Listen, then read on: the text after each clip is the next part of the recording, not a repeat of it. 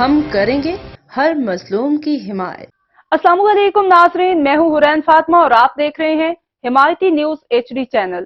نظر ڈالتے ہیں آج کی اہم خبر پر۔ ریلویز پولیس کے سکھ یاتریوں کی آمد اور قیام کے موقع پر بہترین سیکیورٹی اقدامات۔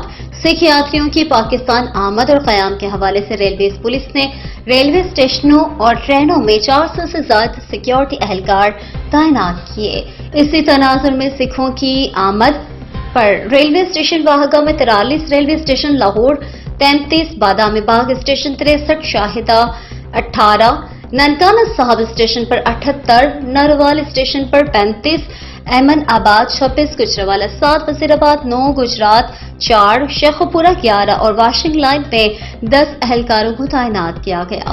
اس کے علاوہ واہگہ سے لاہور کے درمیان ریلوے ٹریک کو محفوظ بنانے کے لیے 13 اہلکاروں کو پیٹرولنگ ڈیوٹی پر تعینات کیا گیا اور کسی بھی ہنگامی صورتحال سے نمٹنے کے لیے 16 اہلکاروں کو خاص ریسٹ روم میں شامل کیا گیا اور سکھوں کی رہنمائی کے لیے 4 کنٹرول رومز کا بھی قیام عمل میں لایا گیا۔